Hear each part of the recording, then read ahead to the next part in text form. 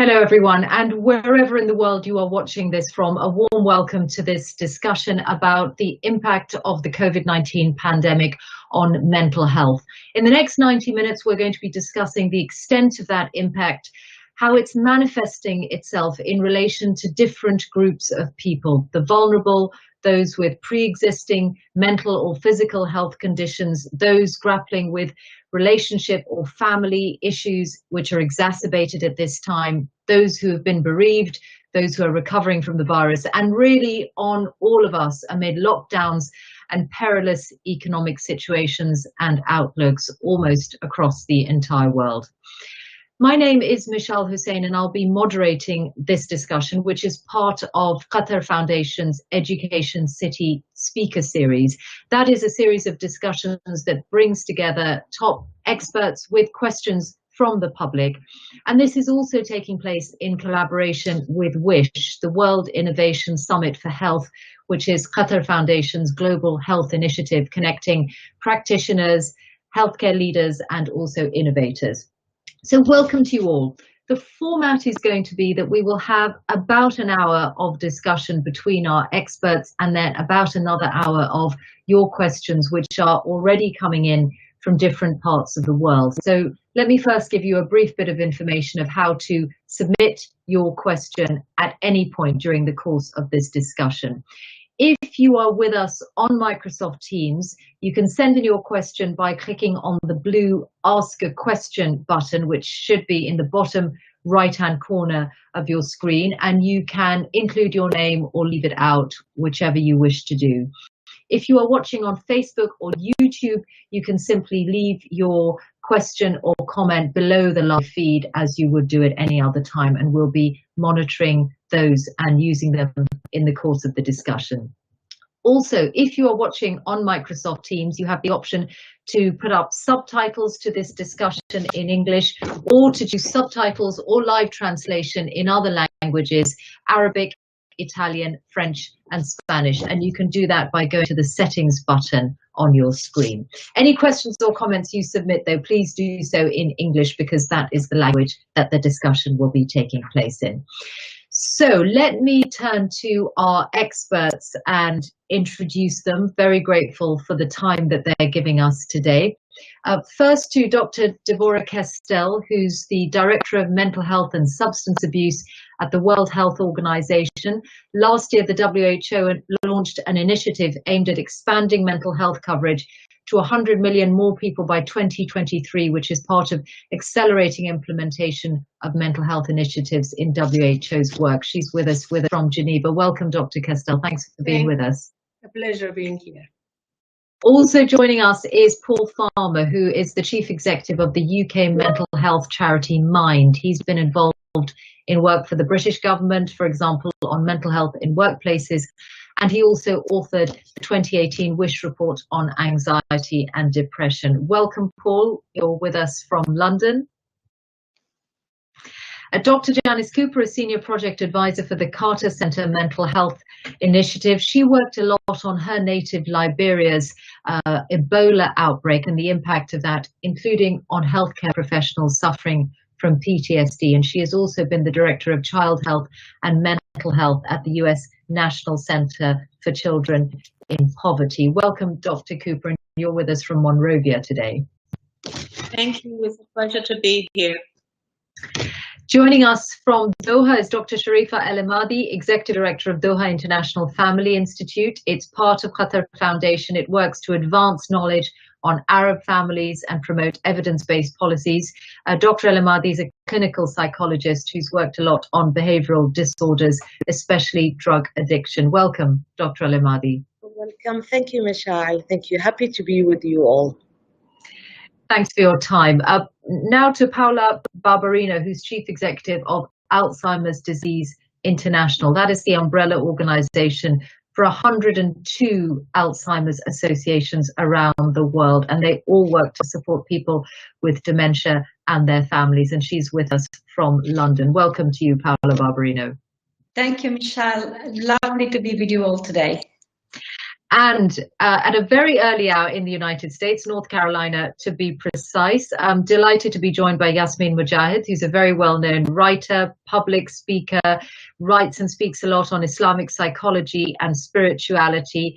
Her books include Love and Happiness and Reclaim Your Heart, which has been described as a manual to provide a new perspective on love, loss, happiness and pain. Welcome to you, Yasmin. Very early in the day for you. Thank you. It's an honor to be with you. So just a reminder that you can send in your questions at any point in the discussion, but I'm going to start with Paul Farmer and before that with Dr. Kestel from the WHO to really give us an overview of what we are seeing in different parts of the world and in different ways perhaps. But Dr. Kestel, the broad sense of what you are seeing in terms of the mental health impact of the COVID-19 pandemic. Thank you, Michelle, for the question and the opportunity to join this information.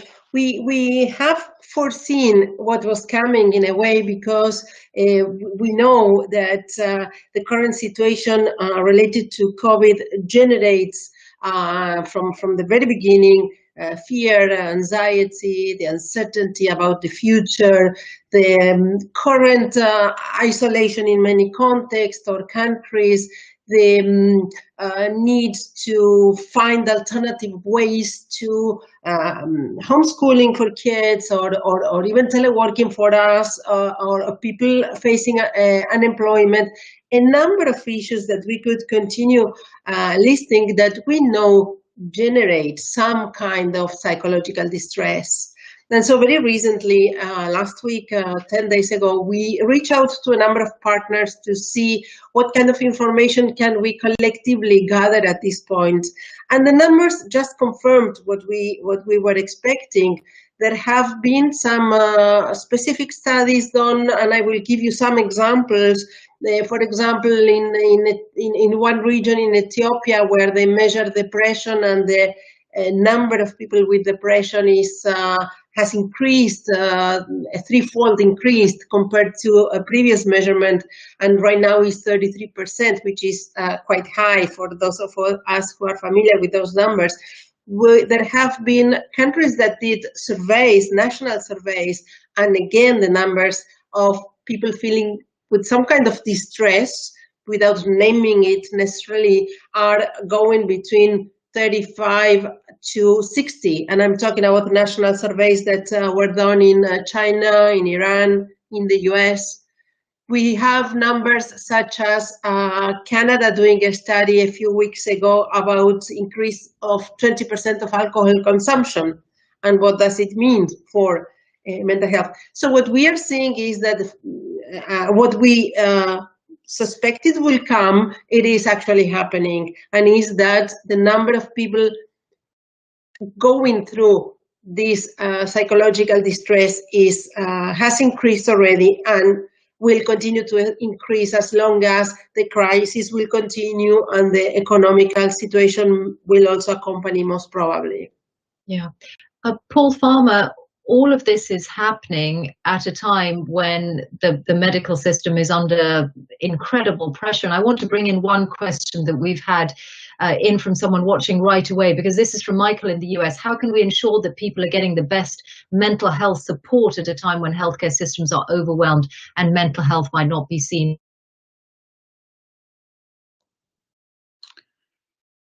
Yeah, well, I think, Michelle, that the kind of challenge that the system faces, the mental health system is facing, is extreme. I think, as Devorah's correctly said, there are significant pressures on our mental health as a population level, as well as specific needs for specific groups. So we've seen, I suppose, in the first instance, an encouraging approach from people without mental health problems, people from the public seeking help and information for how to look after their mental health during the lockdown phase here in the UK. And I think that's a positive sign, because it shows that people are conscious and cognizant of the need of thinking about how to look after that mental health and how to pay more attention to it. But secondly, we are concerned, like as we've already heard, about those groups of people whose risk is increased as a result of the lockdown situation, whether that's people who are at the front line of this, the health professionals and others, whether it's the group of people who are experiencing greater distress because of their domestic situation. If you're in an abusive household or in a situation where you're not able to get the right kind of help and support, then that's an issue. And then thirdly, we've also seen an increase in poor mental health amongst people with existing mental health problems. Roughly 2/3 of the 12,000 people we've surveyed, people with existing mental health problems, telling us that their mental health is poor. Now, paradoxically, we know that referrals into the system are also going down. And so it's really important that there's a reconnection between mental health services and the need that is being articulated through effective referral routes, and also the need for the preparations to be made over the next few weeks so that mental health services are able to cope with what is unquestionably going to be a sort of mental health surge, if you like, in terms of the needs that are probably just around the corner. Now, these will take more time to manifest themselves, but I think we do need to ensure that systems generally are prepared for that kind of help and support.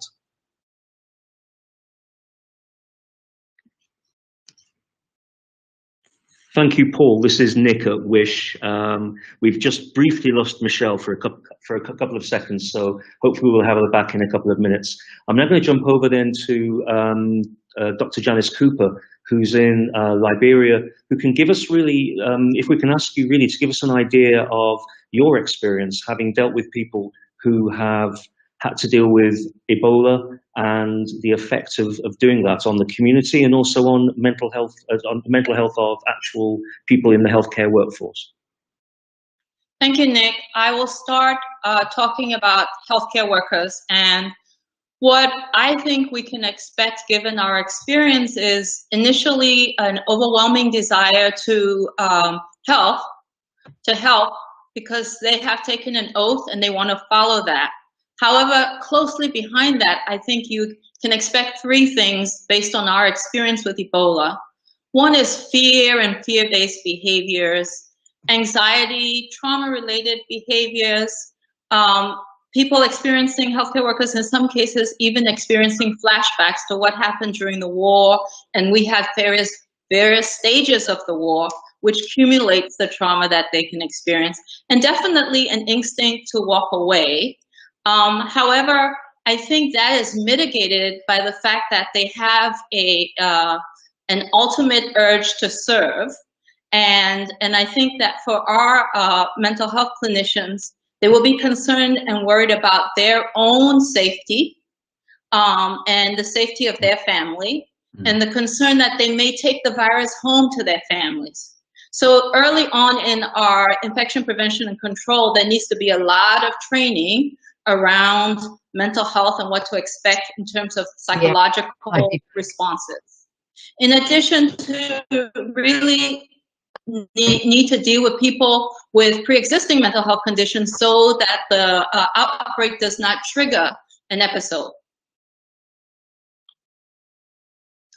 Okay, I think, can everyone hear me? I think I'm back in the meeting.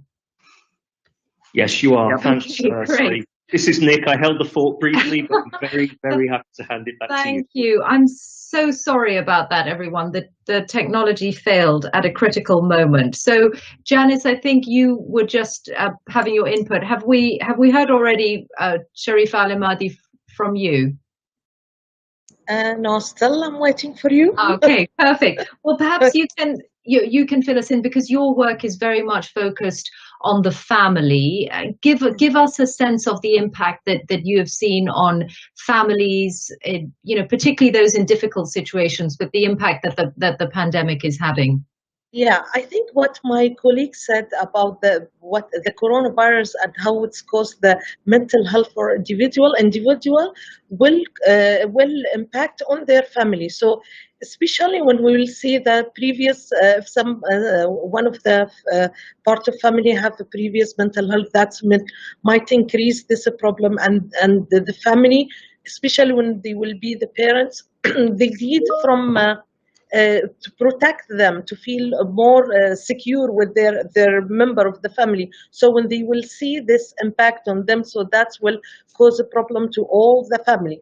Also, if we will talk, there is many issues related to work-family balance, like because we all locked down and we have to work together at home. Our children is studying, so this might even cause more pressure, especially in some culture in women, because she's taking responsibility of working from home, her work, and also pressure from the family that it's your job and it's your part to do and to finish all the tasks. So it's all pressure, and it's all can bring anxiety, can bring depressed. Also, we don't want to forget the member of the family that they have disabilities, like children, like autism. They need to contact more people, social, to let their children to be more social and to work with them, like and do all the exercise with them.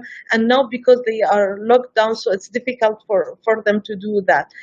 We can hear, I can give you some percentage of the domestic violence that's happened during this COVID-19, like 30% increase in police intervention in Paris related to domestic violence cases. Also, 45% decrease in India.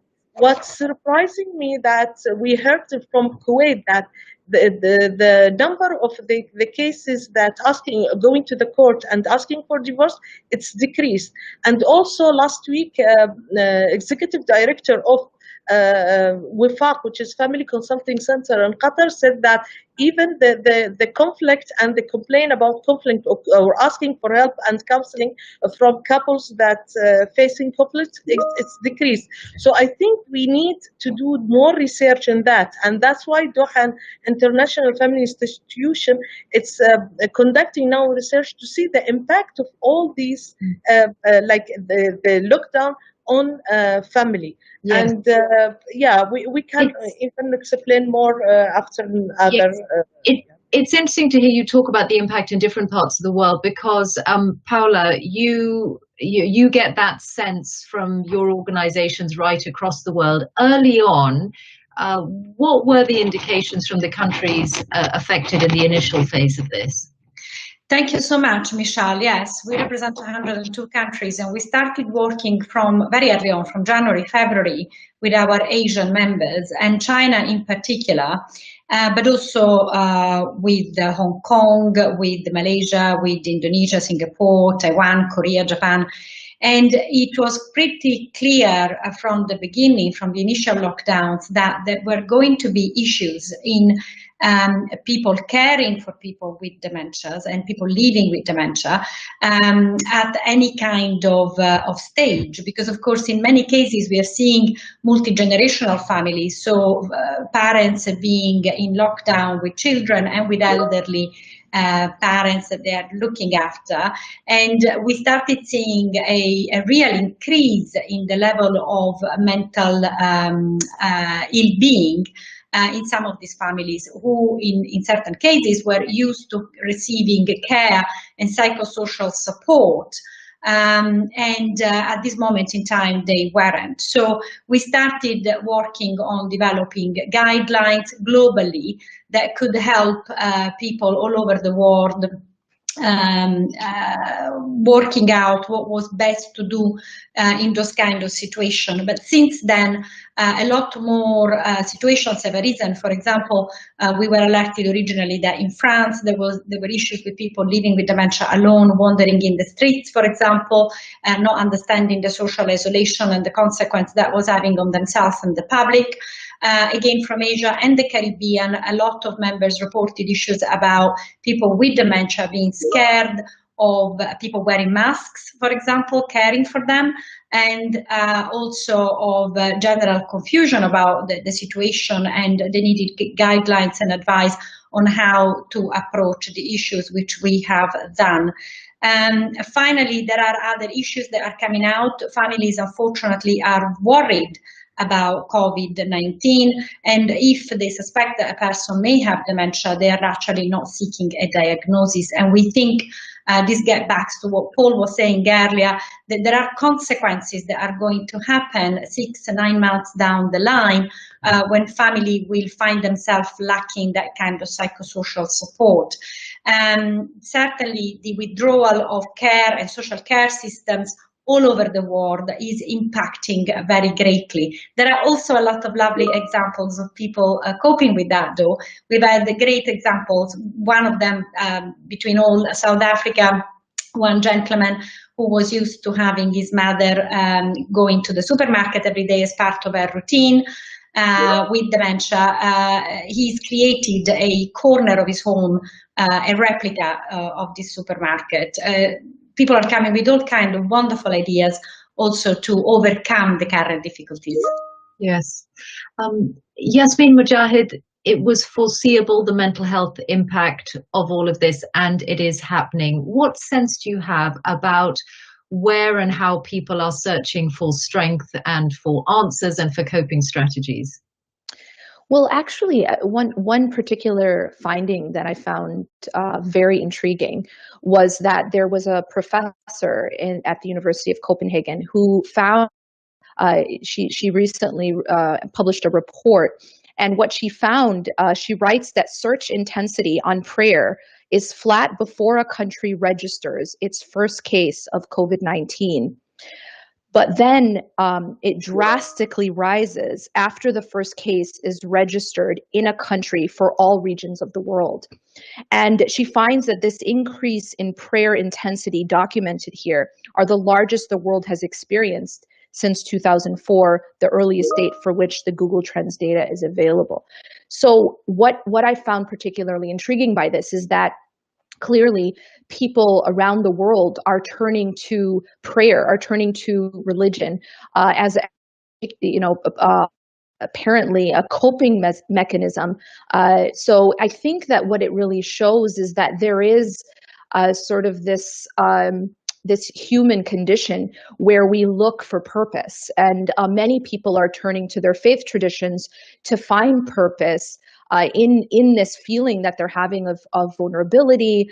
Many people perhaps are facing their own, mortality and their own frailty as human beings. And so many people are searching to higher purpose and perhaps a higher power to help cope with that. And a lot of people would be feeling, on the one hand, a real sense of helplessness, but also seeing people around them in worse situations than they are. And they might wonder if it's okay to have the feelings they're experiencing when you can see people who are suffering more.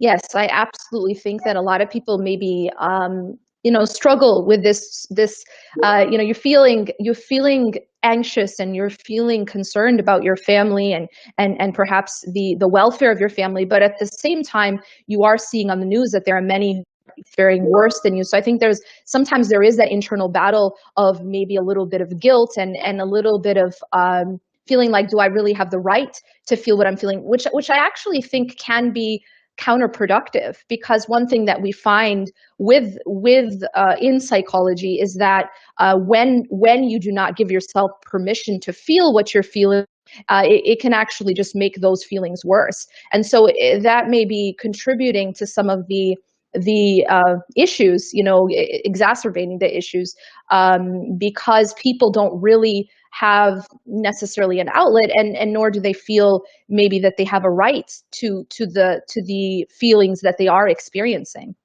Just a reminder to everyone who is with us, whether on YouTube or on Facebook or via Microsoft Teams, that through all of those platforms you can leave your questions and contributions, and I'll be putting them to the speakers throughout the discussion. I wonder, Dr. Devorah Castell from the WHO, if I can turn back to you, because how does the mental health dimension of the pandemic fit into the overall strategy from governments, from the WHO to fight this disease? Thank you, Michelle. I think that slowly governments and agencies are realizing the mental health dimension of COVID-19.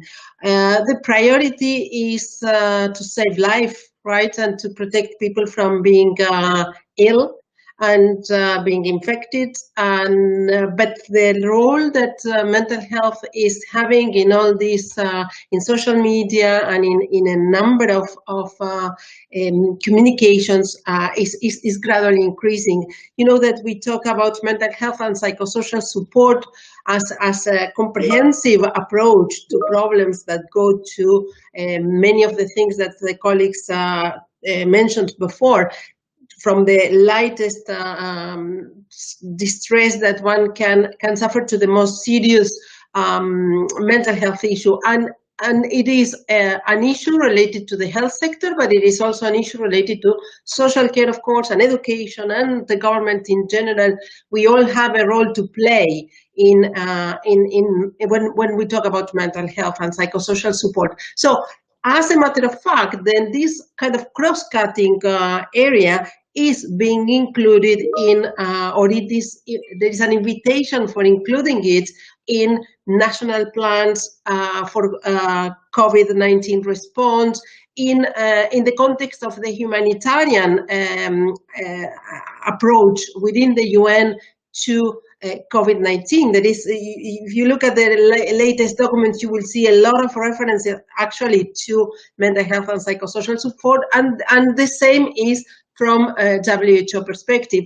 Our Director General is coming loudly with the message about do not forget mental health. If you anybody following the press conference could have heard him many times, very early on time, for example, talking about we do not have to talk about social distancing. We need to talk about physical distancing because the social connectivity is important. And that's a message that came also from the senior level of WHO. So slowly, we hope that all countries will realize this and will join this common effort to put all these pieces together.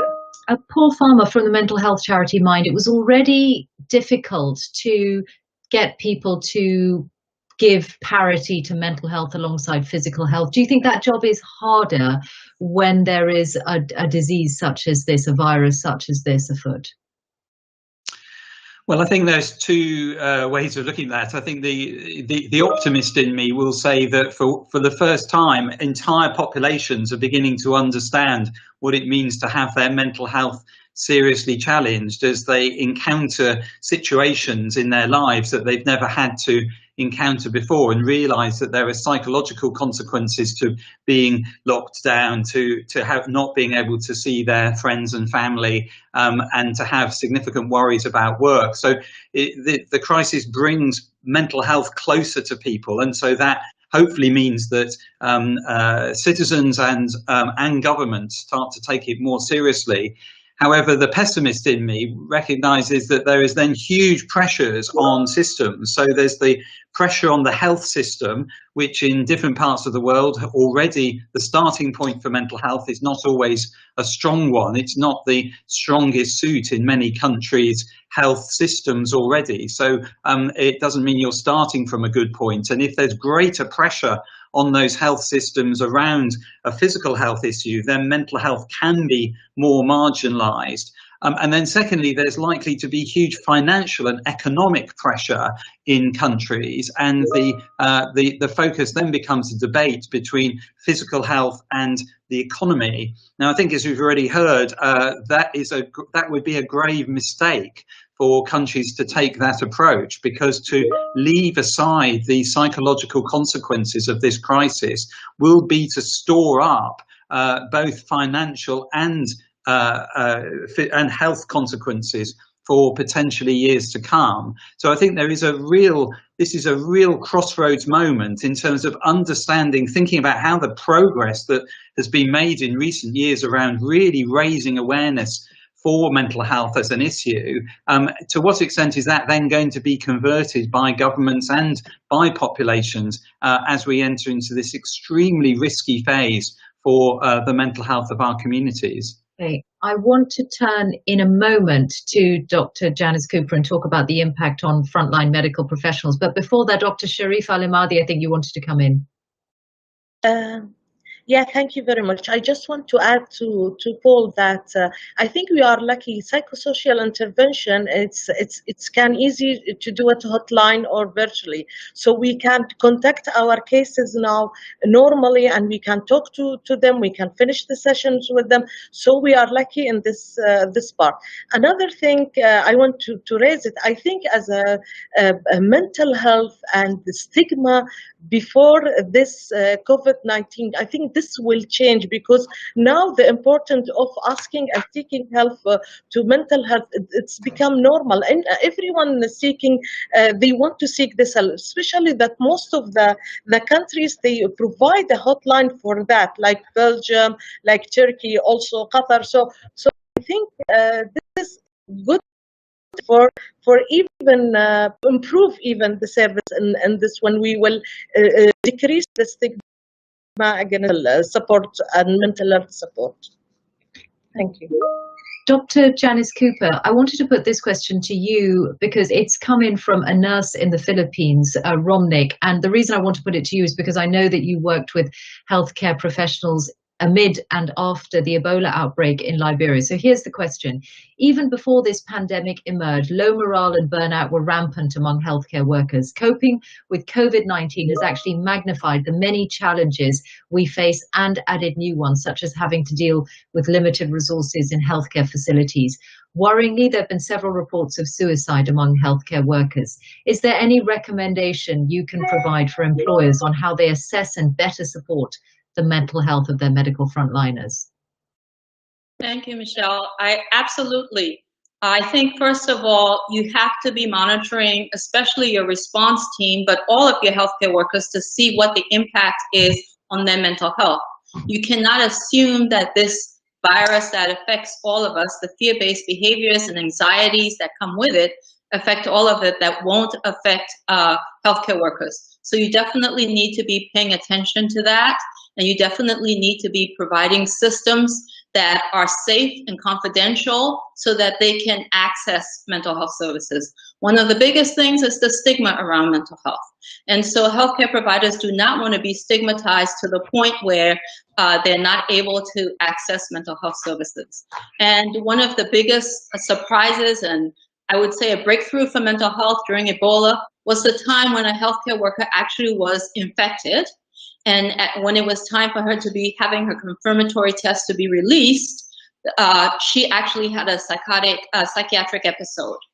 And the entire Ebola treatment unit was vacated by all the healthcare workers. It was a crisis in the system, but it brought to our government a recognition of the need for mental health and psychosocial supports all the way through the response. And not just to people who have lived mental health experience, but to the entire response, including those who are working in the response. So from that perspective, this is how we have tackled not only post-Ebola, where with help from the World Health Organization, we're able to train additional mental health clinicians in the area of child and adolescent mental health, as well as from the World Bank. But we're also able to do what's called Image Gap Intervention Guide, which Deborah can speak about forever, around healthcare workers having just some basic mental health skills so that they can intervene early.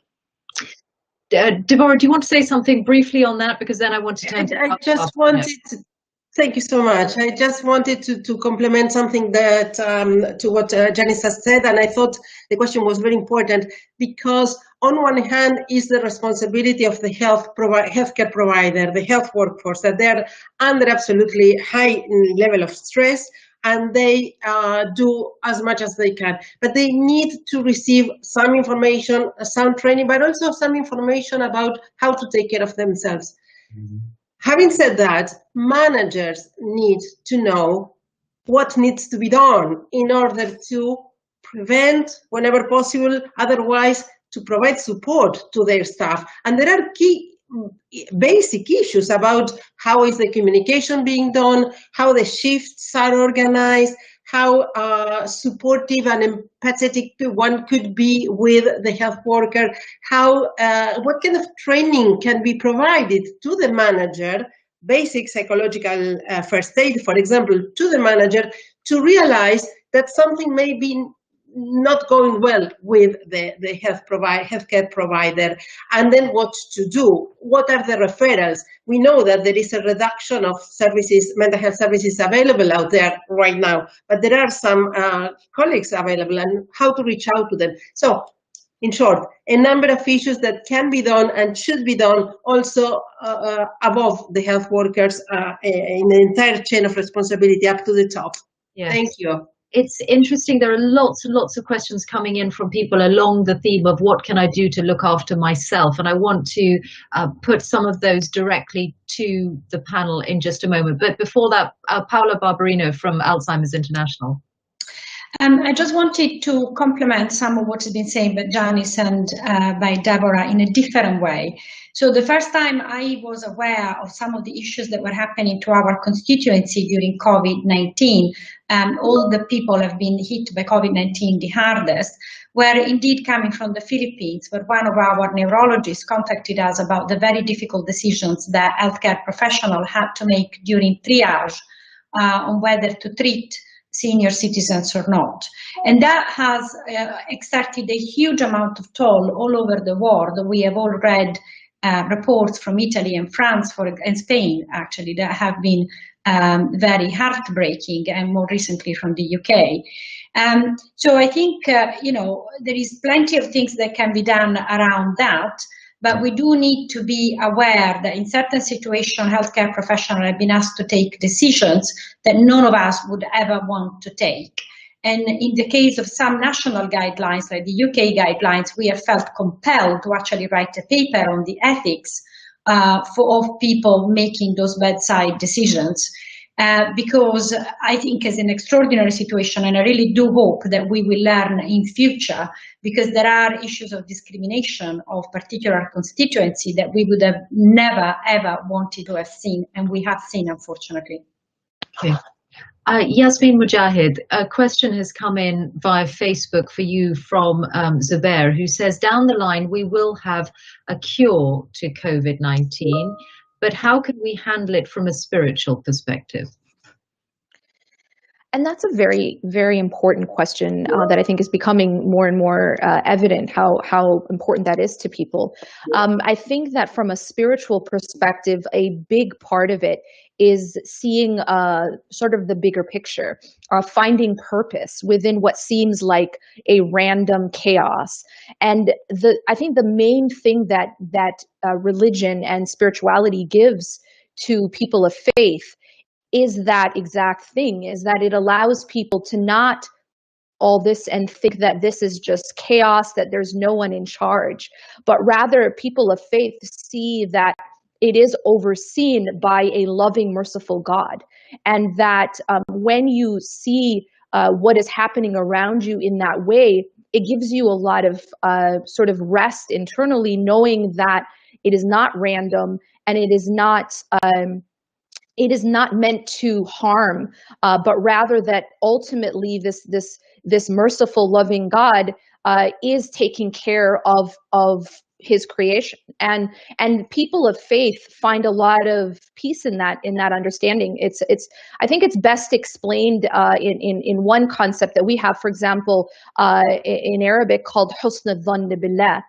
So in this concept of having a positive opinion of God, I think has given a lot of people from various different faith perspectives, but basically seeing that that what is happening, that God is actually, what God does in our lives is happening for us, not happening to us. And I think that shift in perspective really gives people a lot of comfort, knowing that there is a higher purpose, and that it isn't random, and that God is actually in charge ultimately. Dr. Sharifa, given your work on families, I want to put this question to you, which has come from Amal Samir, who's watching on YouTube. And it's about the needs of child mental health in a situation like this. What would you say that we are learning or seeing in terms of the impact on children? First of all, I think, especially in our culture, like family units is still together, and with this lockdown, people can stay, or parents can stay with their children and understand their behavior more, because we used to raise the flag that we don't have time to balance between our work and family, but now we working in the family at the same time. Working at home at the same time, we caring about family. So we have to look at our children, try to understand them.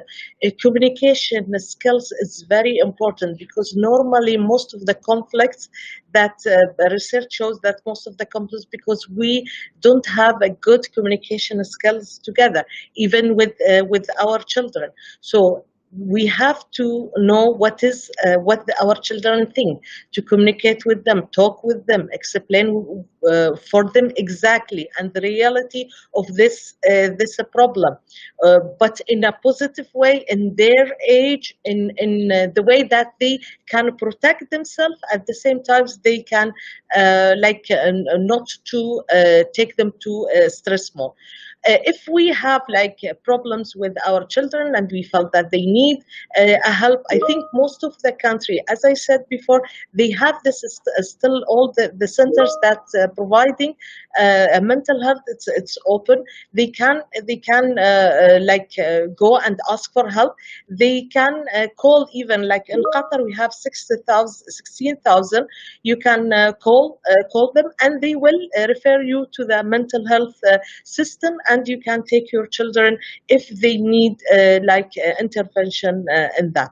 But as a family, I think we can support our children by staying with them more, by playing with them more, by understanding their mental health more.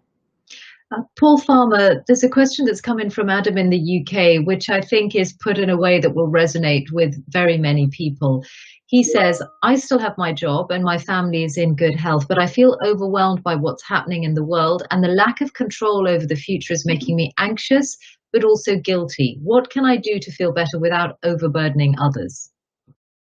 It's a really good question, and the uncertainty that this whole issue has created, this whole crisis has created, we know that uncertainty plays on our mental health, even though we know that in our own situation we may feel as though we're doing not too badly, really. So I think we've been offering a lot of information and support to people who are worried about the wider issues as well as their own specific issues through Mind's coronavirus information pages. And what we recommend in there are 3 or 4 very simple steps that you can take as individuals to really think about how you look after yourself and how you manage and cope with that uncertainty. And the first thing to do is to think about your daily routine, because this is sounds very basic, but it can make quite a lot of difference to your ability to be able to cope better with the levels of uncertainty by putting in place as much certainty as you can in your daily lives. So issues like, we know from all the advice and guidance from the World Health Organization that good sleep, good diet, physical activity are all important. The other things that we've been suggesting to people is to take some time away from the coronavirus crisis. It's so dominant in everything we see and do. It's dominating our work, on our news channel, on our social media feeds. That it's a really good thing, and we're hearing more and more people taking time away from that to focus on a hobby, or on your children, as we heard earlier, to focus on something that is completely away from the kind of day-to-day uncertainty. And we know that's really positive for building positive mental health. And be able to take some control of the things that you are in control of, which will minimize those areas that you're not in control of, because none of us know where this is going to end. So we have to build up our capability to be able to cope with what life might throw at us over the next few months. So looking after yourself, taking time for others, and also finally talking about your concerns. Find a trusted person, a friend, a colleague, maybe somebody outside of your immediate home environment, where you can actually say or write in social media, through social media or others, or through other digital means, that you're concerned about how you're feeling. Because if we're going to make progress on the stigma issue, we hopefully will find more people being open and honest about how they're feeling about this situation. And that's not a bad thing, that's a good thing.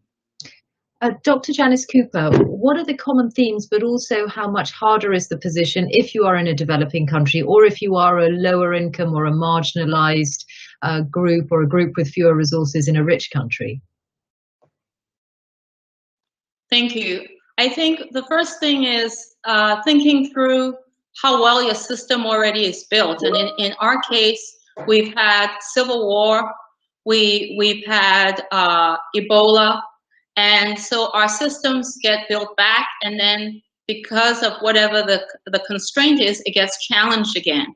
So funding is there for a while for whatever the disaster is, and then when that goes away, that funding is not continued or replenished or kept at a level to maintain facilities and to maintain the healthcare workforce. So that's a definite huge challenge. I think it's changed a little bit. Certainly for Liberia, I can talk about how much has changed. And that's the result of having persons with lived mental health experience be able to speak out and articulate what their needs are and start to be empowered to represent themselves as voters who have a stake in what the political climate looks like. And that has changed some minds, and that has done something in terms of our political, creating more equity. I can't say that we're there, but I think that we're moving in that direction, and we need to have much more community-based mental health at all levels. So right now, we have some school-based health and mental health clinics in schools in Montserrat and Margibi, which were some of the hardest hit areas. And children from a very early age are beginning to understand how they can be well, be mentally well. And those who are having problems, whether it's problems from child abuse or neglect or problems with social emotional behavioral disorders, there is a mechanism to start and address that. But we need to scale these. We talk about these, but everything needs to be scaled. Dr. Devorah Castell, there's a question from Franco, who's with us on Microsoft Teams. I think you mentioned earlier on about the data where it does exist about the mental health impact, but he'd like to know whether the data shows differences or similarities among countries, whether the patterns of what we're seeing are different or similar. Thank you, Michelle, and thank you, Frank, for the question. Actually, it's a bit difficult because I don't think we have enough information from every corner of the world to do that comparison. We know that some of the issues related to the isolation that many countries have put their population on, what has been called as a lockdown, will have a different impact whether you are living in a big space, in a big comfortable house, a few of you, or whether you are really a lot of people in a very small home, right? I mean, that's going to be different how it's going to impact each one of us. On the other hand, some of the structures, pre-existing conditions of the health systems are different, of course, and so continuity of care for those who have pre-existing mental health conditions or health conditions in general,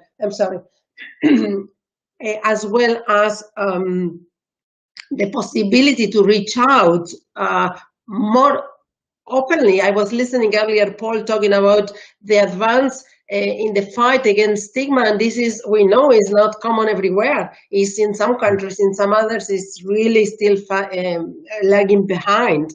Globally, only 2% of the health budget goes to mental health nowadays. So there are not services out there everywhere, and not services means also not an easy possibility to reach out for help, including the remote support that was mentioned earlier, the psychological interventions done remotely.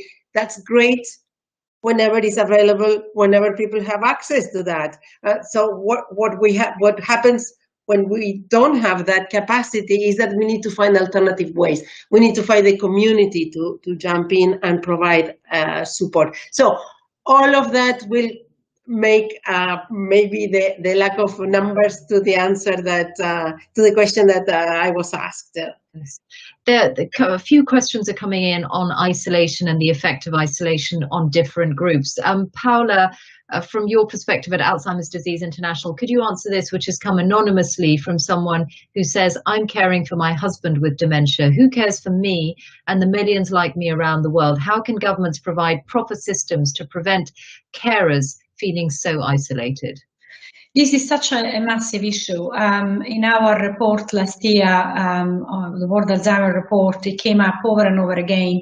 Carers do desperately need support themselves. I mean, it's wonderful that people abnegate themselves to care after another human being, but we cannot forget the toll, the mental health toll on themselves.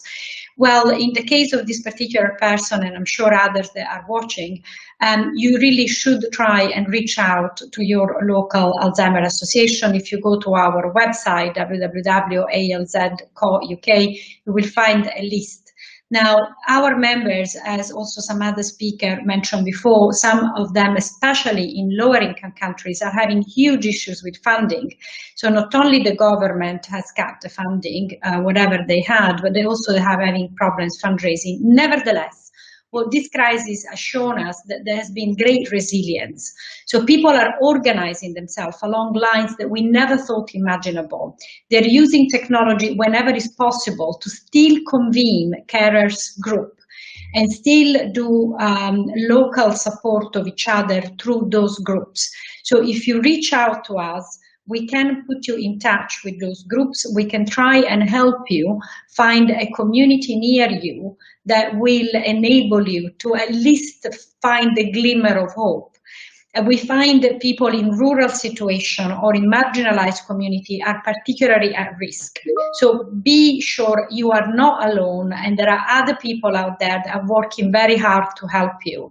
And if help is needed, do reach out to us and we will try. But you must look after yourself. Respite is essential. As other speakers have said, exercise is essential. You need to feed yourself. You need to continue to keep your brain active. As Paul said, try and find the friends that you can confide to in the shorter period of time. So even if this is not technical advice, it will still help you maintain a level of sanity, which is essential right now. Isolation is a big issue. Many countries are talking of distancing to avoid using the word isolation.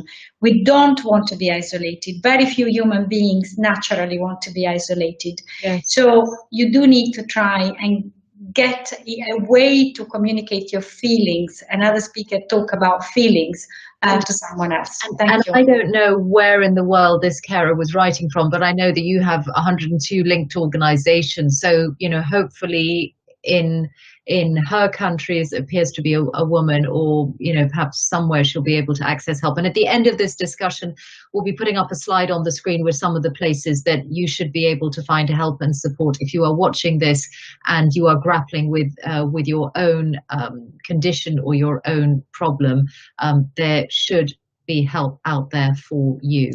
Yasmin Mujahid, it's a really interesting debate, not only on resilience and personal resilience, but on what this pandemic has done to societies around the world. In many ways, it's a humanizing experience. We see people working from home, surrounded by their families, their own domestic situations. We have an appreciation for workers all around us that we might not have had before. What do you think this has taught us about what our societies are about? I definitely agree. I think one of the interesting things is, like, now that everyone is at home, all of a sudden these people that kind of we used to see as larger than life, for example, celebrities, right? We're seeing celebrities on webcam as well. We're realizing that, wait, you know, they're just as human as us. They also have chairs in their home, and they have, you know, same, you know, they have children, or they have, you know, family around, or so I think it's, as you said, it's very humanizing. And I think what it does, I feel that one thing that it's really done is it's put us all at the same playing field in a sense, because we're all everyone is almost equally susceptible to this challenge. And of course, very, different, it affects different people differently, but no one is immune in the sense that it can touch anyone. And I think very early on, when we had, for example, the announcement of some of these celebrities, these very famous celebrities getting, like Tom Hanks and his wife, for example, I think it just really put things into perspective about the fact that we're all in this together, in a sense, and it doesn't matter your status, it doesn't matter how much money you have, you can't hire someone to keep corona away from you. You can't hire a bodyguard that'll keep this unseen sort of intruder from affecting you. So I think it's very humbling, and it's also very humanizing, and it kind of just shows us that we're all actually in this together as human beings. Paul Farmer from the mental health charity Mind. There's a question here from Dr. Faisal Chaudhry, who's asking, are there mental health indicators that have actually improved? Some people suffering from burnouts have had the chance to take a breather and spend time with their families. Well, it's definitely important to stress that this is not all bad for everyone. And I think some people have been able to benefit from, as you've heard earlier from other comments, from the fact of the benefit of having more time with your families and the ability to be able to maybe manage your work-life balance in a slightly better and different way from the way in which we've previously been able to do it.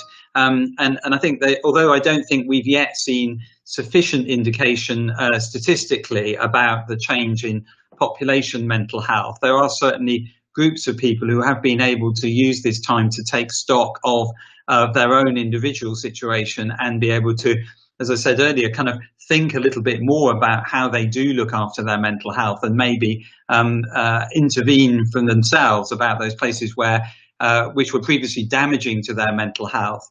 So I do think there are some positives that come out of this, and I mean, there will, in the workplace area where we've done a lot of work, there's a lot of debate about the positives of this kind of conversation being able to take place, a global discussion which we're all being able to have from our front rooms.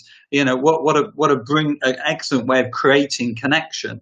And it's a much more micro level. We've seen communities coming together like we've never seen before, acts of kindness, acts of generosity to your neighbours and to your friends. In fact, finding out who your neighbours and your friends are. So there are definitely some positives to gain from this, but I do think we also have to recognise that there are certainly communities where the impact of coronavirus is exacerbating the inequality, and I think there's certainly increasing evidence for communities, certainly in the UK, from particular black and minority ethnic communities, those people who are already living in poverty.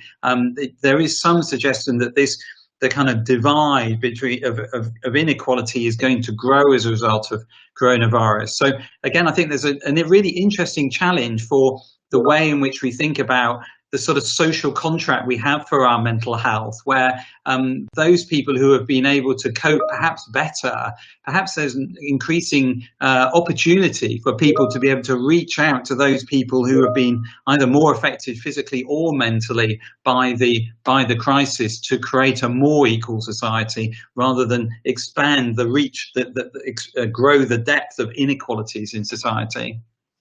Dr. Sharifa Al-Emadi from the Doha International Family Institute, on this point about the benefit of us spending time together as families, you said it right at the start, pointed out the impact on women in particular through all of that, where you are, often you might be working from home and you're going to be overseeing schooling and meals and all the rest. Yeah, first of all, I want to mention that we will be unfair to talk about all the countries like each other, because if I will talk with about our culture, still we have big house, we have indoor places, which is some countries they don't have these places, or in the same countries we will see people in the small flats. They cannot go out. The children, they suffering. They even cannot do moving stuff.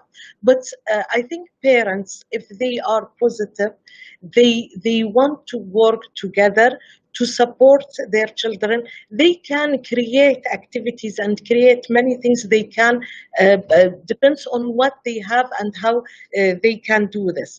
So the benefit of this, we used to flag in the UN even, because they always, we talk individual about women, children, disabilities, or everyone by himself. While now we want to know the importance of the family unit. I think in this pandemic or the lockdown, everyone knows that the family, it's very important now.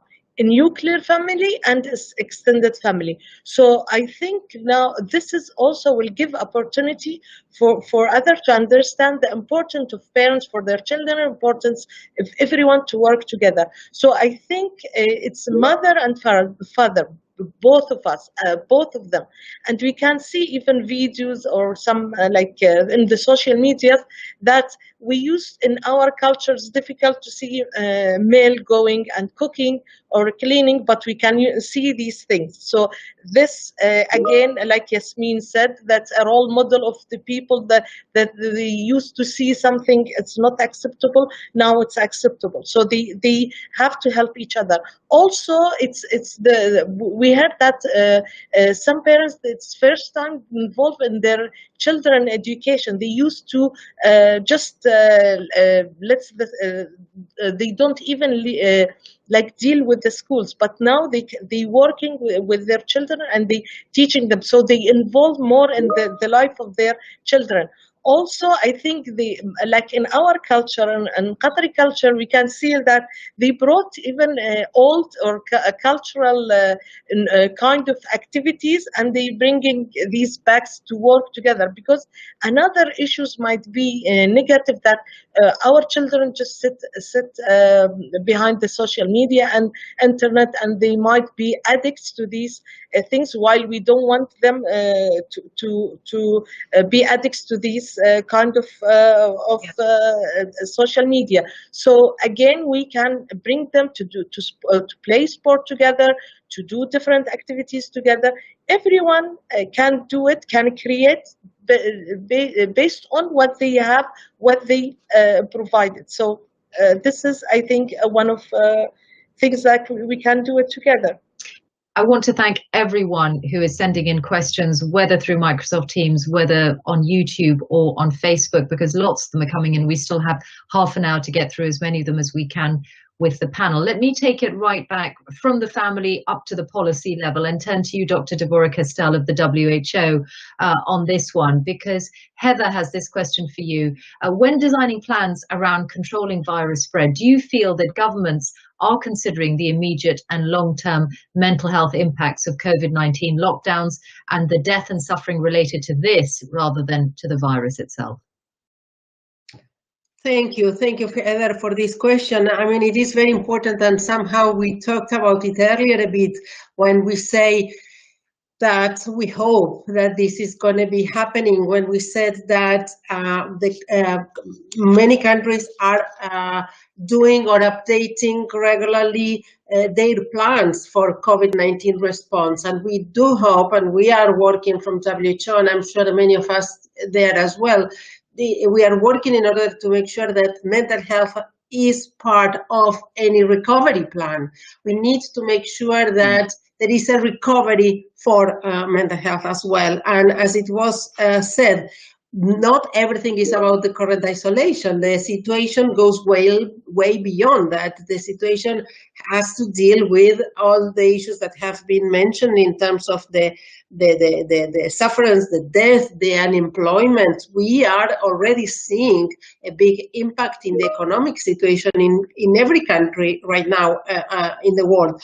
Of course, countries that are well off or better off will have capacity to manage from the government that economic turmoil differently than others. But in both cases, we need to make sure that there is a mental health system in place to be able to support the population in that moment.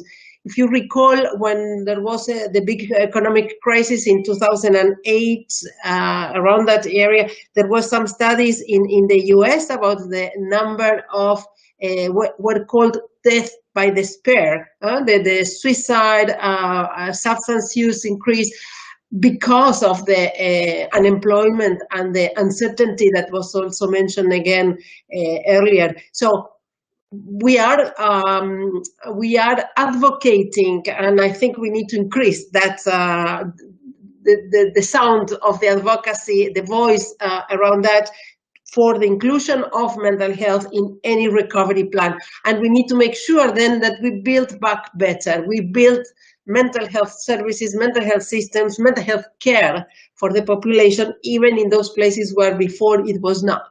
Yeah. Well, on that note, Dr. Janice Cooper, I'm conscious that you in Liberia, and you personally and professionally in the work that you've done, have that experience of having dealt with and seen the aftermath of the Ebola epidemic. We have a question from a Dr. Ahmed who says, can we have some highlights on dealing with feelings of isolation and abandonment, particularly of that healthcare providers are experiencing? Thank you, definitely. And in our situation, what we did was to make sure that there were clinicians that were available to work with healthcare workers, both in terms of working with them while they were going through the response, as well as and providing supports for them, as well as after the response, doing work around psychological first aid. And for those that had more severe mental health concerns, referring them to clinicians that could provide supports for them. And of course, healthcare workers are not immune from being also a person with a severe and persistent mental illness. And you can sometimes expect in a response, especially where people are having problems getting their medications and getting their treatments. I know many people on this call are doing telephone and internet therapies. That's largely unavailable in a setting such as ours. And so I think it's really important that you pay attention to the mental health care of your healthcare workers, those who are intimately involved in the response, because you know they can threaten the response. And we had an experience where a healthcare worker had a mental health crisis right in the middle of the response. Those who are at risk of becoming have a severe episode, you need to work for them. And those people who just suffer burnout. And I don't mean to make burnouts just, but that is one of the issues as well, is that within the context of a response, it is not normal business as usual, even for a healthcare worker. And so the adrenaline is flowing, the issues are flowing, there are lots of lacks, as we've seen all over the world, in terms of lacks of PPE, lacks of access, lack of rest. And so being attentive to all of that and having avenues for which healthcare workers can self-identify or be referred. Thank you so much. I want to turn to Paola Barberino now from Alzheimer's International, and particularly because of the vulnerability of older people to this disease, because of the extent of the spread in care homes in many parts of the world. There's a question from Eric Kaufmel about whether COVID-19 might speed up deinstitutionalization. Very many people get infected and die in institutions. What is being done to protect them? Yes, it's a very good question. There's been a lot of debate about this in our community recently. We see it as one of these possibly positive outcomes. We have advocated for years about patient-centered care and about the fact that looking after people who are living with dementia at home is usually the best possible option. And we are having a lot of positive feedback actually about this. So as well as people that are experiencing difficulties, there are also people that are experiencing very positive sentiments about having a closer relationship with a member of their family. And this must not be underestimated. We think this will lead, hopefully, to greater and faster progress in this very area. Having said that, We have seen what exactly has happened in care homes all over the world, and not only in those countries that have formally reported about that, but also in many countries that haven't. And so we can't underestimate both the damage that hospitalization and being in care facilities has given to our constituency through no faults of those institutions that have worked so hard to make sure that the infection wouldn't spread. But again, this has caught us all unprepared. I think this is going to bring some really positive steps. However, we need to remember that in the case of people who develop dementia, which is a condition to which you arrived after developing 104 possible pathways to dementia, and one of them is Alzheimer's, which is the most common. Cases are so different from place to place, and the interaction with the disease is so different, and that's why having a diagnosis is important, that you really cannot generalize. There are cases in which this will be appropriate at different stages throughout the disease, and cases in which it may not. But certainly we cannot underestimate the amount of work and positive things that have been done.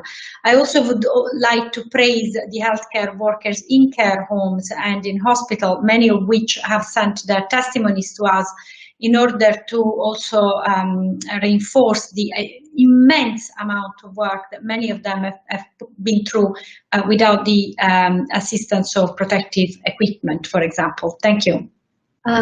Thank you. Yasmin Mujahid, I want to put a couple of questions to you really about the, overall framing of the pandemic and how it might affect us as individuals.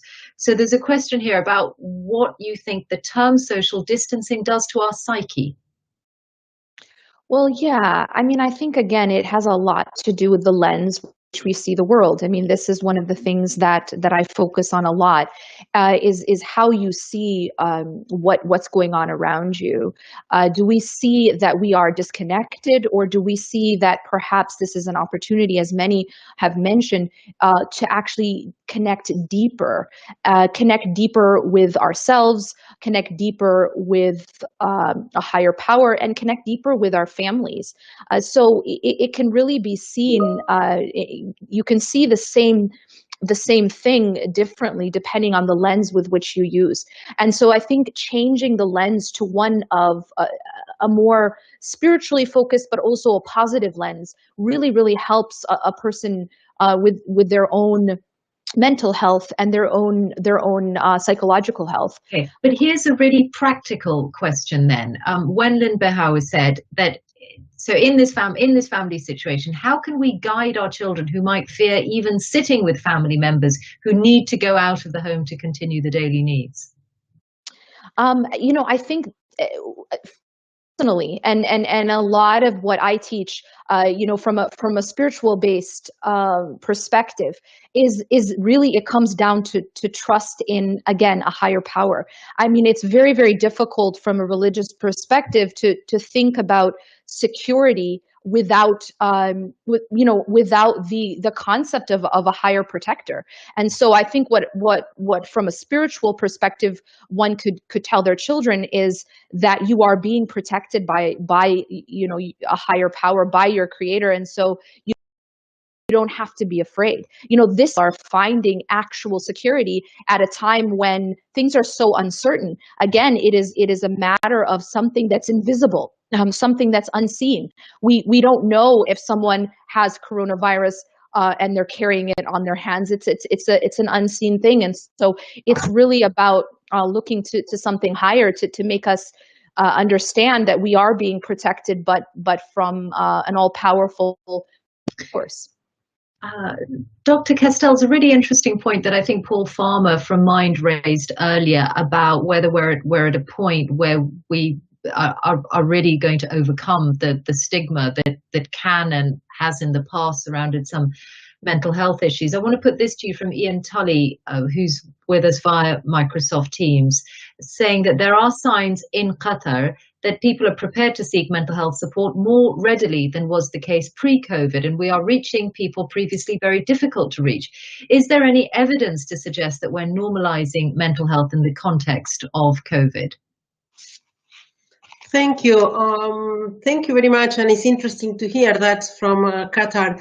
I think that there is more conversation in a bit everywhere probably about mental health and the impact that COVID is having in the mental health of the population.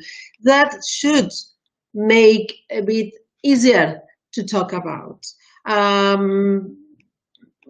That's not enough, right? We need to go to see how we make that sustainable. It was mentioned before earlier by Janice. I mean, yeah, all the emphasis and the support that may come during the crisis may go as soon as it came. So how do we make changes that are sustainable over time? And so if there is an openness now to talk about mental health, what needs to be out there in order to provide support, to ensure that there is a continuity of a dialogue, that mental health becomes part of the normal life.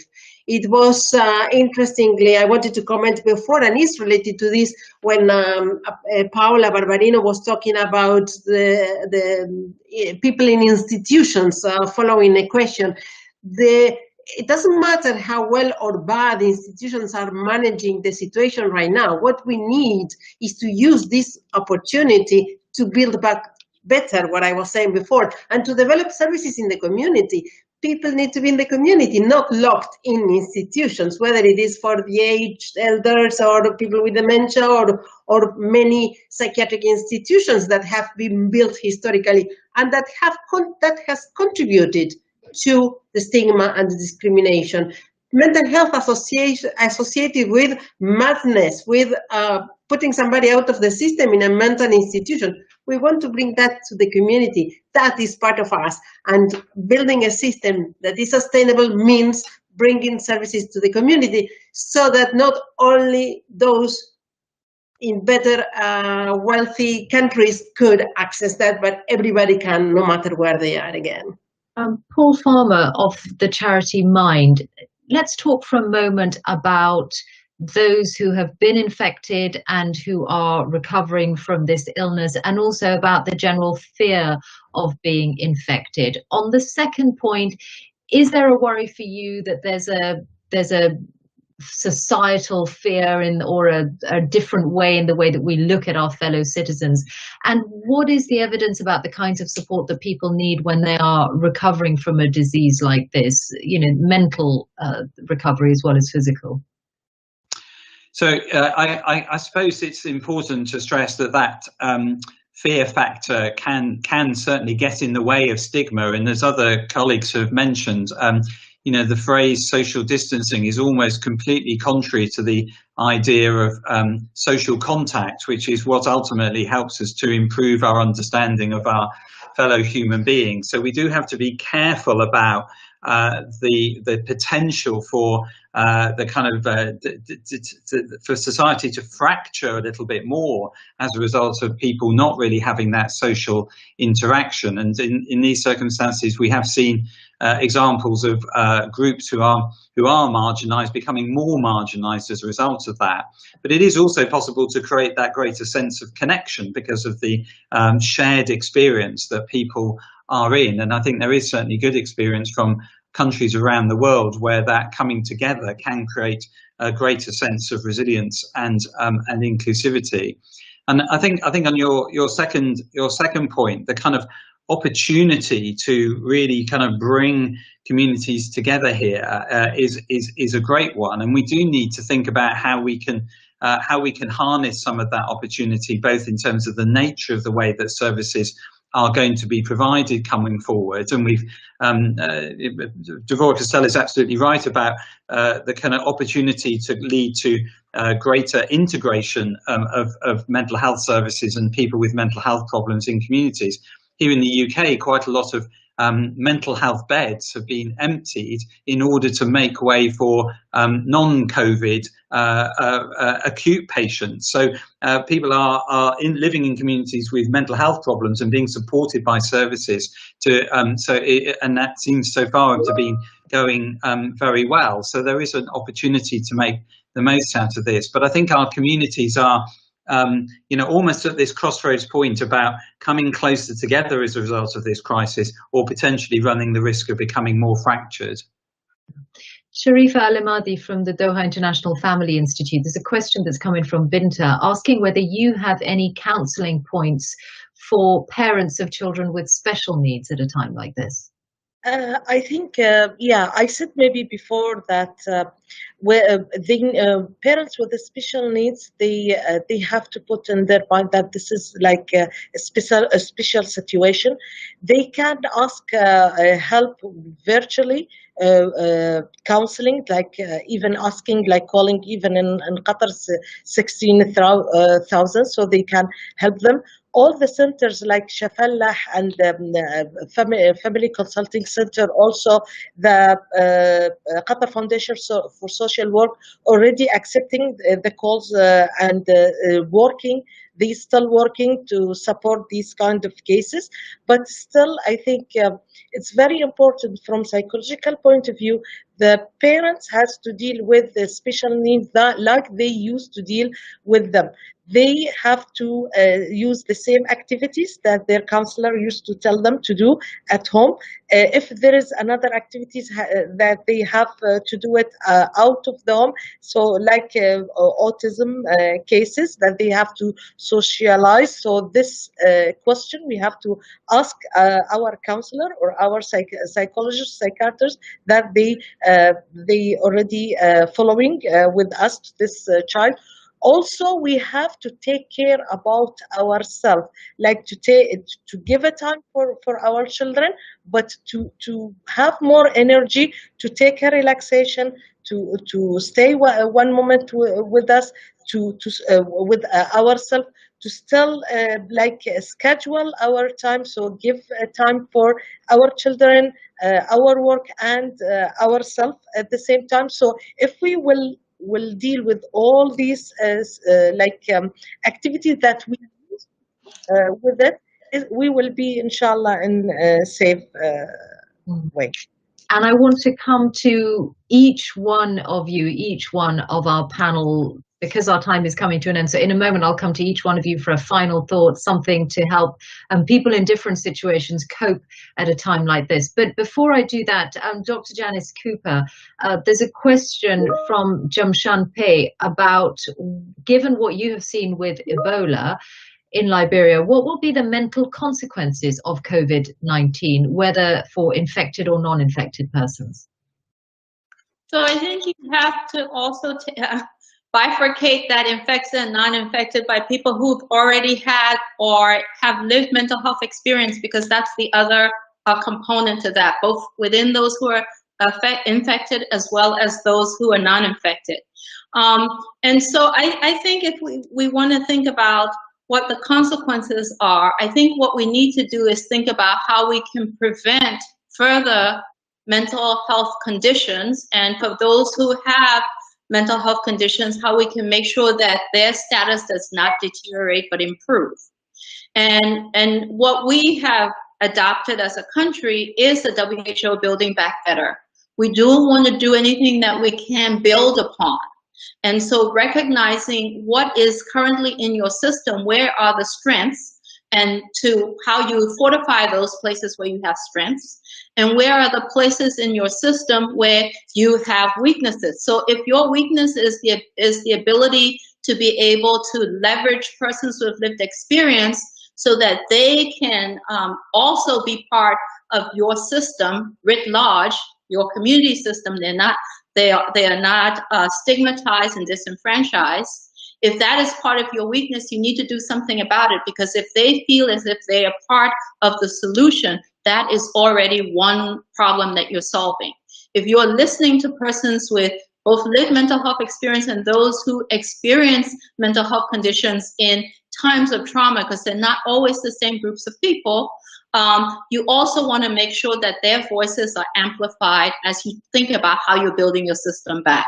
The other thing is that what we saw is that we definitely need psychiatrists in our country. You didn't hear me talking much about psychiatrists. We actually have 2 that are in country that are stationed here that are not affiliated with an international NGO of some sort. And so we rely on a cadre of mid-level providers who we call mental health clinicians. So making sure that you use the opportunity to build your system back, and making sure you use the opportunities to engage your citizenry while you're in what we call the peacetime. So that when we do have issues like this, that events like this that end up exacerbating the mental health conditions in the community and among persons with lived experience, you have something to fall back on. Okay, thank you so much. Well, we are just about out of time. People will be able to watch this discussion back, though, on YouTube, and I'll give those details in just a moment. But before that, just want to get a final thought from each of our speakers in turn, something to take away with us, a strategy, something to help people in the face of a continuing pandemic like this. Dr. Deborah Castell from the WHO. Thank you. I was thinking about 2 levels. On one hand, on the individual level, is how do we do what we have been saying during the session? How do we take care of ourselves? How do we do things that will help us having a better mental health in current situation, and taking care of us and loved ones, and be kind to one another? On the higher level, governmental level, I have to repeat, let's use this opportunity to build back better, to make sure that mental health services are available for those who need it, to move from the institutions to the community, to make sure that there is mental health coverage as part of any health system in any country, mental health part of insurance, mental health part of the capacity building of the health workforce. We need to make sure that this is staying over time. Okay. Thank you very much for the opportunity. And about 30 seconds each for our remaining 5 panelists. Paul Farmer from Mind. So this is a journey of recovery for individuals who have experienced the illness, for families who have lost loved ones, for communities and for countries. And if we put mental health at the heart of that recovery at each level, the personal, the regional, the local, and the national, and the political, then I think we could come out of this enormous crisis a much stronger society. Janice Cooper from the Carter Center. Thank you, and this has been a wonderful panel, and thank you to all fellow panelists. I think 3 things I want to say. In the peacetime, we need to work on self-care, self-care, self-care.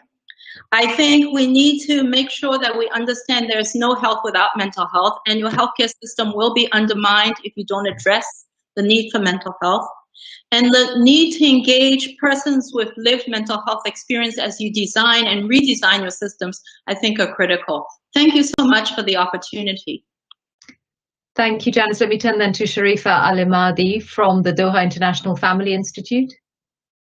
Thank you, Michelle. I think it's a very, very important thing that I don't like the term of social distance. We are physically away from each other, but we are contacting each other.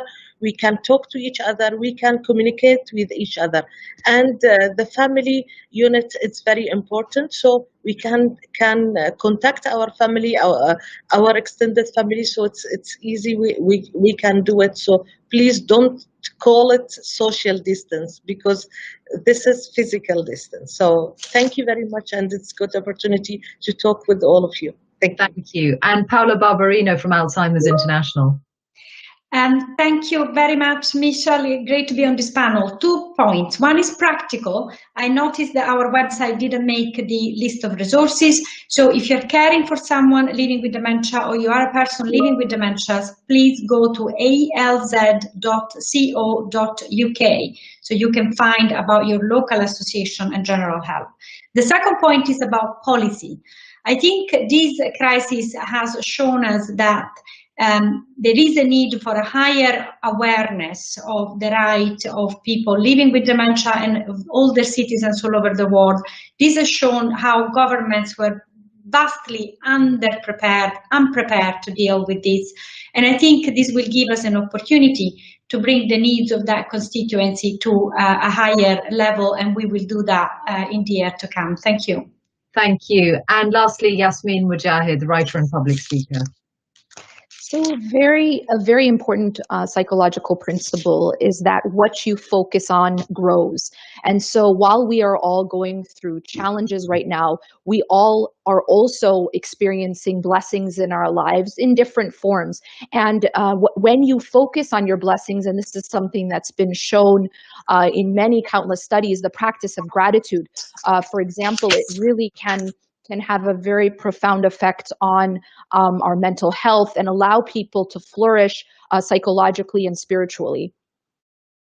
Thank you so much, Yasmin Mujahid, and thank you to all our contributors, those on the panel, of course, but also everyone who sent in questions or comments from around the world. There were many more than I could use over the course of the discussion, but they were all much appreciated. And you'll be able to watch this discussion back via the Qatar Foundation YouTube page, where you'll be able to find it if you search under the Education City Speaker Series. I am going to bring up now on the screen details of some organizations where you will be able to access help and support.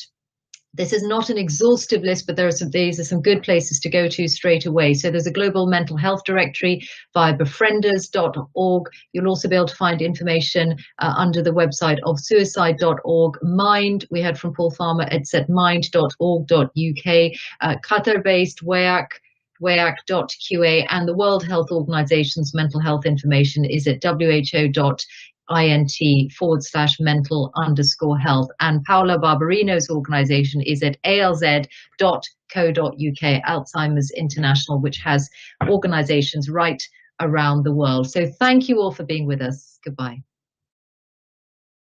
Bye-bye.